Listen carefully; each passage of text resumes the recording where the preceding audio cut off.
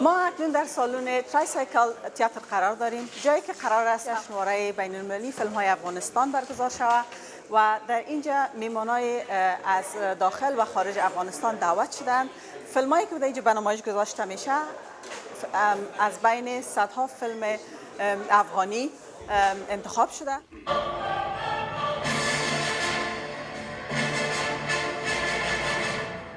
It's really, really exciting to be celebrating Afghan culture in London.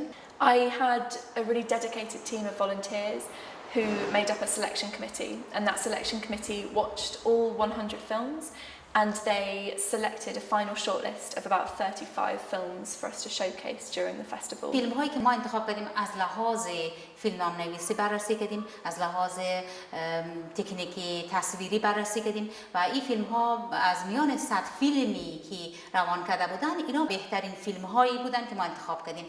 I was also looking for innovation and potential.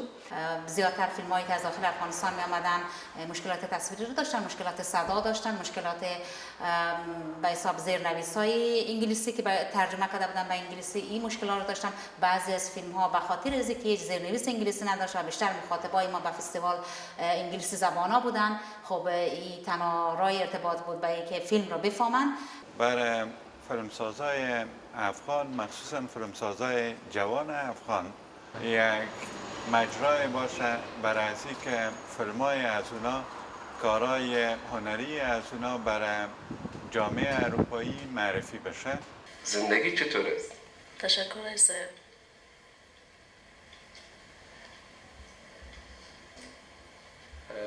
از کار امروز خبر شدی؟ نه خبر ندارم.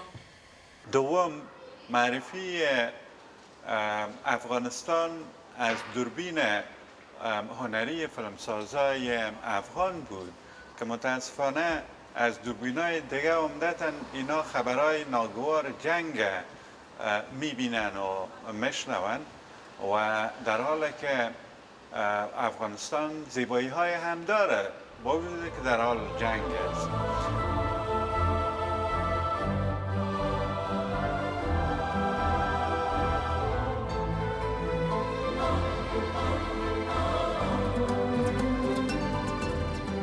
فستیوال زمینه‌ای باشه بر تشویق فیلمسازانی که با هزینه شخصی در افغانستان فیلم می‌سازند و فستیوال یک پول باشه بین لندن، مارکتی که در لندن وجود داره برای خرید فیلم‌ها و همچنین فیلمسازانی که دسترسی ندارن به این مارکت.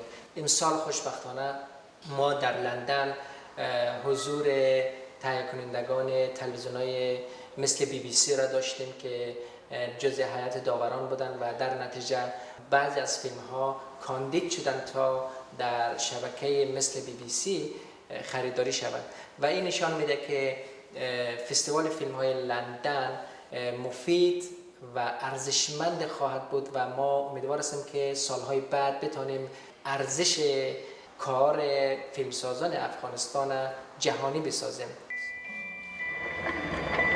بدخشان سرزمین لعل و لاجورد، زادگاه مخفی بدخشی، یکی از شعرای نامور زبان فارسی دری و از چهره‌های مطرح شاعران زن در افغانستان. گیسوان بلندم را که روزگاری برایت نگاه کرده بودم امروز دست نامردی از پریشانیش لذت میبرد و مقایسه سالهای پیش معلوم دار هر روز فیلم‌های افغانی بهتر شده میره. ما اتو یک پیش از این فیلم‌ها آدم فیلم‌های افغانی رو میدید بسیار جاهای میان خالی داشت، آدم مثلا تو میگفت کاش کی نیست یعنی تو میشد، اما این فیلم‌های کوتاه به اندازه یعنی پرمفهوم و پرمعنا بود که آدم احساس نمیکرد که چیز داشت عد کنه.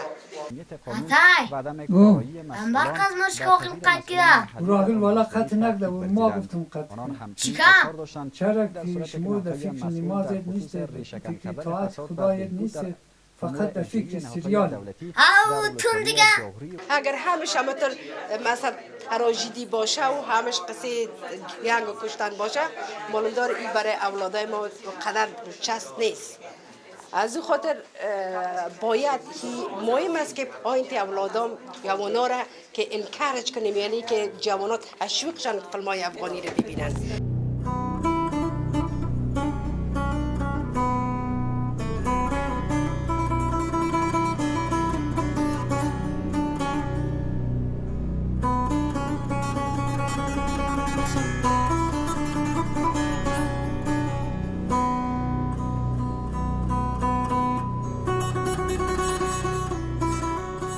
یک فیلم بسیار عالی بود به نام فصل گوریپرانی و واقعا عالی فیلم بود. از نگاه معنادار بود و دیگه که با امکانات کمی که مردم در افغانستان دارن واقعا خوب جور شده بود.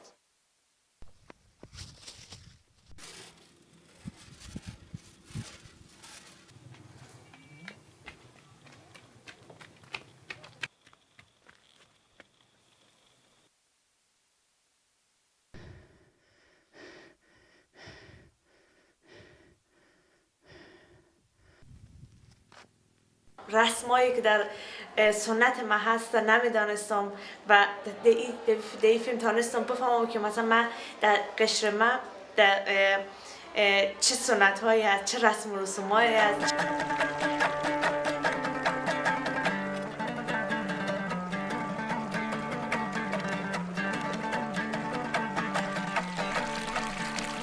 خارجی هم که اینجا بودن، هندی و انگلیسی هم که بودن، گفتن که بسیار جالب است، ما اصلا نمیدانستیم که شما همچین کلتوری دارید، همچین کلچری دارید.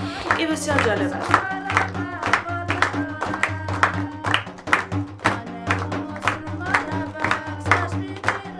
بیشتر از همه فیلم نسیمی رو پسندیدم برای که برای من به عنوان یک نویسنده یک چیزایی و یک سمبول‌های در این فیلم یافتم.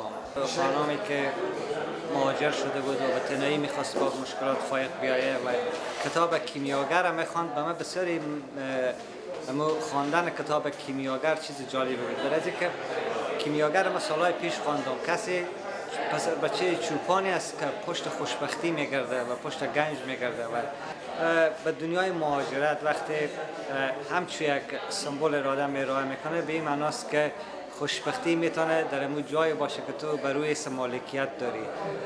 حس مالکیت چیز بسیار بزرگی است. شما میتونید او حس در وطن خود داشته باشین و گنج پنهان در وطن شما است.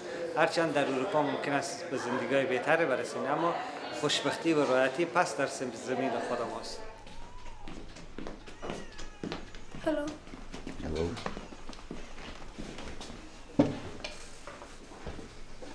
امسال ما داورای خوبی از شهرهای مختلف اروپا داشتیم با بک‌گراند‌های مختلف و با تخصص و تجربه‌های متفاوت. Really, in the last couple of days, the huge variety of films that we've seen that in many ways are so different, and it's difficult to put them into one category, except that they all, of course, are telling some story of Afghanistan. Mostly Afghan filmmakers, which is fantastic. Sometimes other filmmakers who are based in other countries but also are originally from Afghanistan. زه د مکتب اول صنف کې وم، ما لاس خوش شو. یو ورځ هر ورځ پلار مې ویله ماپښین به باغ ته. یو ورځ چې باغ ته ولاړو خو دوبه یې د کشمش یې پاکول په کشمش خانه کې. ما په عمر نه ولیدلې کشمش خانه. او چې بیخي داسې وم چې ګرځه نه ځین راوتلم د کشمش خانې څخه. خټکي و، هندوانې و، بادرنګ و، چمبرخیال. My thoughts are this is a film culture that is still taking root, that in some ways, although there are much older examples, way back to the 60s and 70s, in a way it had to start again. And we can see the energy and the creativity of these young filmmakers. There is a lot of work to do. Certainly when we as a jury are looking through the films, we're not just there to say nice things, we're trying to give some constructive criticism, and part of the process of the festival is to give all the filmmakers whose films were screened feedback. So it isn't just one of those situations, one person wins and everyone else then just has nothing back to report. We really are very keen to give a signal back to them what we thought worked with their work, but also what they might think about in the future. But overall, that for me is something extremely positive. All of us have an Afghan connection, and hopefully we will also continue to keep those connections to these Afghan filmmakers. For them, the importance is that it is about telling Afghan stories to Afghans, but also reaching a wider audience to create a much more complex picture of a country where, as my colleague Hassan also said, it's not just about war and a difficult life, but it's also hopeful stories, positive stories. عاطفه وجود داره، انسانیت وجود داره، فرهنگ وجود داره و دیگر ارزش‌های. And when you see in this picture, I mean, normally in any kind of difficult situation, there is other side of in the life like compassion, values, culture. But these side of Afghan lives were normally whether they do not displayed or displayed limited, and normally they show a very ugly face, an ugly picture about Afghans. تبریک میگم و امیدواری زیرا دارم که مثل که بیشتر همایون جان مروت گفت که فیلمهای بلند سینمایی که a little girl, a young lady, asked that why most of the films are sorrowful and sad. And we hope that in the future festivals we manage to show that happy aspects of life as well. I'm generally less optimistic about the future of Afghan cinema because as we have seen in the past 13-14 years, Afghanistan was the central point in media, and it took a lot of attention from all around the world. A lot of financial support went to Afghanistan. And as we see, we didn't manage, to be honest, to make any good films until now, with some small exceptions. I think the reason for that is the lack of education. And this kind of festivals can be seen also as a good education and training for those passionate filmmakers. I feel myself committed, and also it's a kind of responsibility that as an Afghan filmmaker that I should have taken part in this kind of festivals to contribute to such a festivals, and I hope these kind of festivals happens more and more and more in the future, not only in UK but also in Europe and other countries. ولی از طریق این فستیوال یک تعداد زیادی از فیلم‌هایی را دیدم که کارگردان و سازنده‌شان زنها بودند و خیلی خیلی مرا دوچار خوشبینی ساخته در رابطه با آینده سینما، نه تنها آینده سینما در افغانستان، آینده سینماگران زن و همچنان آینده زنهای افغانستان. در آینده فیلم‌های بهتره ببینیم و اونا رو هم در کنار خود داشته باشیم که راجع به فیلم‌های خود بتونن گپ بزنن. I can see that. I can see within even last 5 years it changed a lot. Comparing to 5 years ago, these films are much better films. So it's a very young industry. The new generation of filmmakers, Afghan filmmakers, are coming, including women, and very energetic, passionate, and full of sort of energy. The girls who want to make a change in their society and who want to sort of make stories there. So they are coming, and they're improving rapidly, and I can see that. And if you have been with us within the last 3 days, you felt that there is something there, and these girls and these young filmmakers are coming, and they're gonna make much better and good films in future. These are just a starting age for the cinema. 5 years is almost nothing, but the improvement have been really huge. So I'm really happy for the filmmakers and for the festival as well, and I'm hoping that it's going to happen again in future.